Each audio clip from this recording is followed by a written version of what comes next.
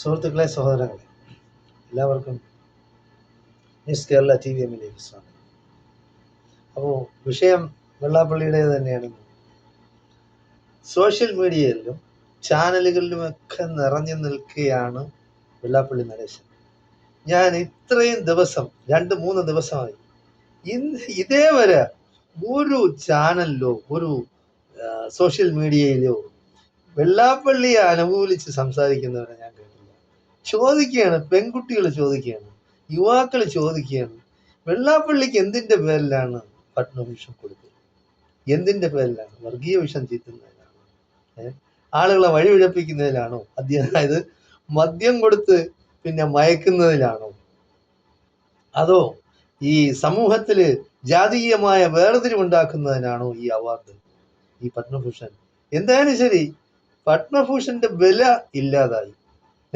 ജനങ്ങൾക്ക് ഒരു പ്രതീക്ഷ കൊടുക്കുന്ന ആരെങ്കിലും, അല്ലെങ്കിൽ സമൂഹത്തിന് എന്തെങ്കിലും നന്മ ചെയ്യുന്ന, അല്ലെങ്കിൽ ഏതെങ്കിലും ഒരു കലയിൽ പ്രാവീണ്യമുള്ള, അതിന്റെ പിന്നെ മികവ് തെളിയിച്ചിട്ടുള്ളവർക്കൊക്കെയാണ് സാധാരണ കേന്ദ്ര ഗവൺമെന്റ് അവാർഡുകൾ കൊടുക്കുന്നത്.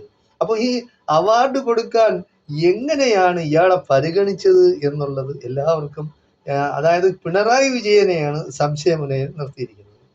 പിണറായി വിജയൻ ഡയറക്റ്റ് ആയിട്ട് ശുപാർശ ചെയ്തു കഴിഞ്ഞാൽ അത് നാളെ പ്രശ്നമാവും, പാർട്ടിക്കകത്തും അല്ലാതെയൊക്കെ.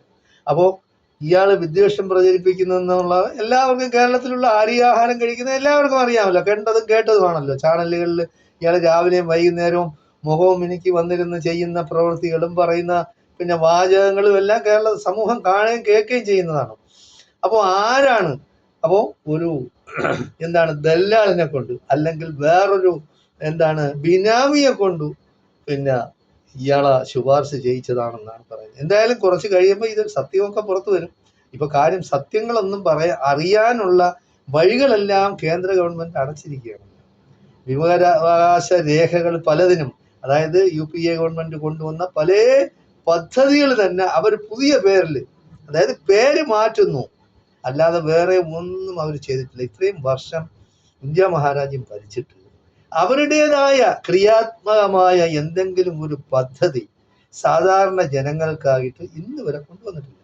കൊണ്ടുവന്നതെല്ലാം മൻമോഹൻ സിംഗ് ഗവൺമെന്റ് കൊണ്ടുവന്ന പദ്ധതികൾക്ക് പേര് മാറ്റി പുതിയ പേരിടുന്നു, അത്ര തന്നെ. അതായത് സ്ഥലങ്ങളുടെ പേര് മാറ്റുന്നത് പോലെ ഈ പദ്ധതികളുടെ പേര് മാറ്റുന്നു. മോഡിക്ക് താല്പര്യമുള്ള RSS സംഘപരിവാർ ശക്തികളുടെ നേതാക്കന്മാരുടെയും ഒക്കെ പേരിൽ അങ്ങനെ മാറ്റുന്നു എന്നുള്ളതല്ലാതെ സാധാരണ ജനങ്ങൾക്ക് ഒരു, അതായത് പിന്തുണയെങ്കിലും ഒരു സഹായമെങ്കിലും ലഭിക്കുന്ന ഒരു പദ്ധതി ഇന്ന് വരെ ഈ BJP ഗവൺമെന്റ് കൊണ്ടുവന്നിട്ടില്ല എന്നുള്ളത് ഇവിടെയുള്ള എല്ലാവർക്കും അറിയാവുന്ന സംഗതിയാണ്. അപ്പൊ അതുപോലെ തന്നെയാണ് പിന്നെ നമ്മുടെ പത്മഭൂഷൺ കൊടുക്കുന്നത്. മമ്മൂട്ടിക്ക് കൊടുക്കുന്നു, അച്യുതാനന്ദന് കൊടുക്കുന്നു, ഇവരെ എല്ലാം കളിയാക്കിക്കൊണ്ട് വെള്ളാപ്പള്ളിക്ക് കൊടുക്കുന്നു. അപ്പൊ വെള്ളാപ്പള്ളി ചെയ്യുന്നതെന്ന് പറയുന്നത് സംഘപരിവാറിന് ശക്തിയാവാൻ, സംഘപരിവാറിന് ശക്തി പകരാൻ വേണ്ടി ഉള്ള പ്രവൃത്തികൾ വെള്ളാപ്പള്ളിയുടെ ഭാഗത്ത് നിന്ന് ഉണ്ടാകുന്നു, അല്ലെങ്കിൽ ഇനിയും തുടർന്ന് ഉണ്ടായിക്കൊണ്ടിരിക്കണം. കാരണം അടുത്ത ഇലക്ഷൻ വരാൻ പോവുകയാണ്, തെരഞ്ഞെടുപ്പ് വരാൻ പോവുകയാണ്. അതിനുവേണ്ടി കുറച്ച് സീറ്റ് എങ്ങനെയെങ്കിലും ഒപ്പിച്ച് കിട്ടണം. അപ്പോൾ ഈഴവരുടെയും നായരുടെയും ഹോൾസെയിൽ, അതായത് മൊത്ത വ്യാപാരം നമ്മൾ വെള്ളാപ്പള്ളി അങ്ങ് ഏറ്റെടുത്തും കൊണ്ട് അവർക്ക് ഉറപ്പ് കൊടുത്തു. എന്തായാലും ശരി, നല്ല നായന്മാർ പെരുന്നയിലുള്ളത് കൊണ്ട്, അല്ലെങ്കിൽ ആ ഡയറക്ടർ ബോർഡിൽ ഉള്ളത് കൊണ്ട് ഈ വെള്ളാപ്പള്ളി, അതായത് മദ്യവ്യാപാരി, ബാർ നടത്തുന്നവന്റെ എല്ലാ പിന്നെ കണക്ക് കൂട്ടലുകളും തെറ്റിച്ചുകൊണ്ട് നായർ സമൂഹം അവരുടെ ഡയറക്ടർ ബോർഡ് കൂടി തീരുമാനിച്ചു വെള്ളാപ്പള്ളിയുമായിട്ടുള്ള ഇത് അടഞ്ഞ അധ്യായമാണ്. അതായത് അടഞ്ഞ അധ്യായമായിട്ട് പിന്നെ അവർ കടക്കേണ്ട കാര്യമൊന്നുമില്ല. ഇപ്പോൾ ഈഴവരും നായരും ഈ ബാക്കിയുള്ള താഴേക്കിടയിലുള്ള ഹിന്ദുക്കളെ എന്തുകൊണ്ടാണ് നിങ്ങൾ ചേർക്കാത്തത്? ഹിന്ദു ഐക്യമെന്ന് പറയുമ്പോൾ ദളിതനും പിന്നെ നമ്മുടെ ആദിവാസിയും സമൂഹത്തിന്റെ താഴേക്കിടയിലുള്ള ഹിന്ദുക്കളും ബ്രാഹ്മണന്മാർ വളരെ കുറവാണ്. എന്നിരുന്നാലും അവരെയും ഈഴവരെയും നായരെയും ഒക്കെ ചേർക്കണം. ചേർത്ത് നിർത്തി നിങ്ങൾ പിന്നെ ഒരു ഐക്യവേദി രൂപപ്പെട്ടു എന്ന് വിചാരിച്ച് കുഴപ്പമൊന്നുമില്ല. അത് ആർക്കും ഭീഷണിയൊന്നുമല്ല. അങ്ങനെ രൂപപ്പെടട്ടെ. എന്തെങ്കിലുമൊക്കെ അവർക്ക് അവരുടെ പ്രശ്നങ്ങൾ എന്തൊക്കെയാണെന്ന് നിങ്ങളൊരു ഫോറം ഉണ്ടാക്കി അവിടെ ചർച്ച ചെയ്യണം. ചർച്ച ചെയ്ത് ഗവൺമെന്റിന്, അതായത് ക്രിയാത്മകമായ എന്തെങ്കിലും നിർദ്ദേശങ്ങൾ നിങ്ങൾ കൊടുക്കും. ഗവൺമെന്റിന് ഇങ്ങനെ നമ്മുടെ സമൂഹത്തിൽ ഇങ്ങനെയുള്ള പ്രശ്നങ്ങളുണ്ട്, അവർക്ക് കൂടെ പിന്നെ മുഖ്യധാരയിലേക്ക് അവരെ കൊണ്ടുവരണം, അവർക്ക് ഗുണം ചെയ്യണം, അവർക്ക് നന്മ ചെയ്യണം, അവരെ നമ്മുടെ സമൂഹത്തിൽ പിന്നെ ഉയർന്ന സ്ഥാനങ്ങളിൽ എത്തിക്കണം എന്നുള്ള ഒരു ചിന്താഗതി എന്തുകൊണ്ടാണ് ഈ ഈഴവ പിന്നെ സഖ്യത്തിന് ഇല്ലാതെ പോയത്? അതിനെപ്പറ്റി അവർ ചർച്ച ചെയ്യുന്നില്ലല്ലോ.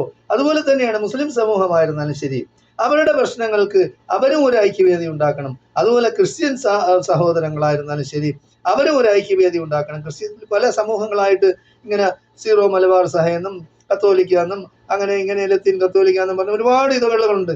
അവരെല്ലാം കൂടെ യോജിച്ച് ക്രിസ്ത്യൻ സമുദായവും മുസ്ലിം സമുദായവും ഈ ഹിന്ദു സമുദായവും ഓരോരോ പിന്നെ ഐക്യവേദി രൂപപ്പെടുത്തി ഇവരുടെ പ്രശ്നങ്ങൾ, അതായത് ഒരു മേശയ്ക്ക് ചുറ്റും ഇരുന്ന് സംസാരിച്ച് തീർക്കാവുന്ന പ്രശ്നങ്ങളേ ഉള്ളൂ. നമ്മൾ ഈ വടക്കേ ഇന്ത്യൻ ഗോസ്വാമിമാരെ നമ്മൾ മാതൃകയാക്കണ്ട. നമ്മൾ കേരളത്തിൻ്റെതായ ഒരു ചരിത്രമുണ്ട്, ഒരു സംസ്കാരമുണ്ട്. നമുക്ക് ബുദ്ധിയും വിവരമുള്ളവരാണ്. നമുക്ക് ലോകത്ത് എവിടെ പോയാലും കേരളീയർക്ക് പ്രത്യേകമായ സ്ഥാനമാണ്. യു പിക്കാരനും ഡൽഹിക്കാരനും കിട്ടുന്ന വിലയല്ല ഒരു കേരളീയന് പുറത്ത് പോയാൽ കിട്ടുന്നത്. അപ്പൊ അത് നമ്മൾ മനസ്സിലായി, നമുക്കറിയാമെന്നുള്ളതാണ് കാര്യം. കാരണം ഈ വടക്കേ ഇന്ത്യക്കാർക്കെല്ലാം കേരളീയരോട് പരമമായ പുച്ഛമല്ല, അവർക്കൊരു അസൂയയാണ്. അവരൊക്കെ അസൂയാണ്. എവിടെ പോയാലും അവർ നല്ല വിദ്യാഭ്യാസമാണ്, അവർ നല്ല വിവരമുള്ളവരാണ്, അവര് കുളിക്കും കഴിവും, അവര് ഈ മൂത്രം കുടിക്കില്ല, അവർ ചാണകം തിന്നില്ല. അപ്പൊ അവരെ ചാണകം തീറ്റിക്കാനും മൂത്രം കുടിക്കാനും ഒരു പദ്ധതി അവർ തയ്യാറാക്കിയിട്ടുണ്ട്. അതിൽ നമ്മൾ വീണ് പോകരുത്. ഏത് രാഷ്ട്രീയക്കാരനെ ആയിക്കൊണ്ട് പോട്ടെ, ഇപ്പൊ മുസ്ലിമും ഹിന്ദുവും ക്രിസ്ത്യാനിയും കൂടെ ചേർന്നിരുന്നിട്ട് ആരെങ്കിലും എന്തെങ്കിലും അർഹതയില്ലാത്ത സ്ഥാനമാനങ്ങളോ അർഹതയില്ലാത്ത വേറെ എന്തെങ്കിലുമോ നേടിയിട്ടുണ്ടോ? അതെങ്ങനെ നേടി, എന്തുകൊണ്ട് നേടി, അത് വിട്ടുകൊടുക്കണം. ചർച്ച ചെയ്ത് തീരുമാനിക്കാന്നുള്ള കാര്യം. അല്ലെങ്കിൽ തന്നെ ഗവൺമെന്റിന് ഒരു ധവളപത്രം ഇറക്കാമല്ലോ. ആര് നേടി, ആരെങ്കിലും ഈ അർഹതപ്പെട്ടല്ലാതെ എന്തെങ്കിലും നേടിയിട്ടുണ്ട്, ഏതെങ്കിലും സമുദായം നേടിയിട്ടുണ്ടോ? അത് വിട്ടുകൊടുക്കണം. ആർക്ക് വിട്ടുകൊടുക്കണം? ദളിതന് വിട്ടുകൊടുക്കണം. അവരെയാണ് ഉയർത്തിക്കൊണ്ടുവരേണ്ടത്. മുസ്ലിങ്ങളായിരുന്നാലും ക്രിസ്ത്യാനികളായിരുന്നാലും ഇന്നത്തെ കാലാവസ്ഥയിൽ, ഇന്നത്തെ സ്ഥിതി വിവരക്കണക്കനുസരിച്ച് സമൂഹത്തിൽ മെച്ചപ്പെട്ടുകൊണ്ടിരിക്കുക. എന്നാലും മുസ്ലിം സമുദായത്തിലുണ്ട്, ക്രിസ്ത്യൻ സമുദായത്തിൽ വളരെ താഴെക്കിടയിലുള്ള ഒരുപാട് പേരുണ്ട്. എന്നാലും മെച്ചത്തിൽ ഈ പിന്നെ ക്രിസ്ത്യൻ സമുദായത്തിലുള്ളവരും മുസ്ലിം സമുദായത്തിലുള്ളവരും കുറച്ച് മെച്ചപ്പെട്ടു വന്നതെന്ന് പറഞ്ഞാൽ ഗൾഫ് ഇറങ്ങി യൂറോപ്യൻ രാജ്യങ്ങളിലേക്ക് അവർ കുടിയേറുന്നു, അവർ ജോലി അന്വേഷിച്ച് പോകുന്നു, ജോലി സമ്പാദിക്കുന്നു, പണം സമ്പാദിക്കുന്നു. അവർ വിദ്യാഭ്യാസപരമായും സാമ്പത്തികമായും എല്ലാ രീതിയിലും അവർ മെച്ചപ്പെട്ടുകൊണ്ടിരിക്കുകയാണ്. അപ്പോൾ ഈ വെള്ളാപ്പള്ളി നടേശൻ എന്ന് പറയുന്നത്, വെള്ളാപ്പള്ളി നടേശന് മദ്യക്കച്ചവടം അല്ലാതെ വേറൊന്നും അറിഞ്ഞുകൂടാ. വിദ്യാഭ്യാസ കച്ചവടമുണ്ട്, പക്ഷെ ആ കച്ചവടത്തിൽ ലാഭം അയാളുടെ കുടുംബത്തിന് മാത്രമാണ് കിട്ടുന്നത്. അത് ഷെയർ ചെയ്യണം. പാവപ്പെട്ട ഈഴവന് അത് ഷെയർ ചെയ്യണം. കിട്ടുന്ന 45-50 ലക്ഷം വീതം വാങ്ങിക്കുന്നുണ്ട്. അധ്യാപക നിയമനത്തിലും അനധ്യാപക നിയമങ്ങളിലായിരുന്നാലും ശരി, അത് പാവപ്പെട്ടവന് ഷെയർ ചെയ്യണം. അവരുടെ ഉന്നമനത്തിന് വേണ്ടി ആ പണം ചെലവഴിക്കണം. ഇതൊന്നും വെള്ളാപ്പള്ളി ചെയ്യില്ല. അപ്പം വെള്ളാപ്പള്ളിയുടെ ഐഡിയോളജിയുമായിട്ട് യോജിക്കാൻ ബാക്കിയുള്ള ഹിന്ദു സമുദായ സംഘടനകൾക്ക് തന്നെ വളരെയധികം പ്രയാസമാണ്. എന്തായാലും ശരി, ഗവൺമെന്റ് മുൻകൈയെടുത്തെങ്കിലും ഇവിടെയുള്ള ഈ സമുദായ സ്നേഹികളെ അല്ലെങ്കിൽ സമുദായ കൂട്ടായ്മകളെ വിളിച്ചു വരുത്തി ചർച്ച ചെയ്ത് എന്തെങ്കിലും പ്രശ്നങ്ങളുണ്ടെങ്കിൽ പരിഹരിക്കണം. അല്ലാതെ കലക്ക വെള്ളത്തിൽ മീൻ പിടിക്കാൻ ശ്രമിക്കരുത്. പുകമഴ സൃഷ്ടിച്ച് അവര് നേടിയെടുത്തു എന്ന് അവിടെയും ഇവിടെയും ഇരുന്ന് പറയാനുള്ള കാര്യം, അങ്ങനെയുള്ള ഒരു അവസരം ഈ അവസരവാദികൾക്ക് ഉണ്ടാക്കി കൊടുക്കരുത്. നമ്മൾ മെച്ചപ്പെടണം. എല്ലാവരും, എല്ലാ സമുദായങ്ങളും മെച്ചപ്പെട്ടു വരണമെന്നാണ് സാധാരണക്കാരനായ ഒരു കേരളീയൻ ചിന്തിക്കുന്നത്, മനുഷ്യ മനസ്സുള്ളവർ ചിന്തിക്കുന്നത്. മൃഗത്തിന്റെ മനസ്സും മനുഷ്യന്റെ രൂപമുള്ള ആൾക്കാരുടെ കാര്യം നമ്മൾ പറഞ്ഞിട്ട് കാര്യമല്ല. സമൂഹത്തില്, അതായത് ലഹരി കടത്ത് നടത്തിയായിരുന്നാലും ശരി, ലഹരിക്ക് അടിമയാക്കിയും ഈ മനുഷ്യരെ വഴിപിഴപ്പിക്കാൻ വേണ്ടി ശ്രമിക്കുന്ന സമൂഹത്തില്, അതായത് ബുദ്ധിയും പിന്നെ വിചാരവും ശക്തിയും അതെല്ലാം നഷ്ടപ്പെടുത്തി നമ്മുടെ ഒരു സമൂഹത്തിനെ ഇല്ലാതാക്കാൻ ശ്രമിക്കുന്ന ഈ വിഡ്ഢികളുടെ സ്വർഗത്തിൽ നിവസിക്കുന്ന ഇവരെ നമ്മൾ ഒറ്റപ്പെടുത്തണം.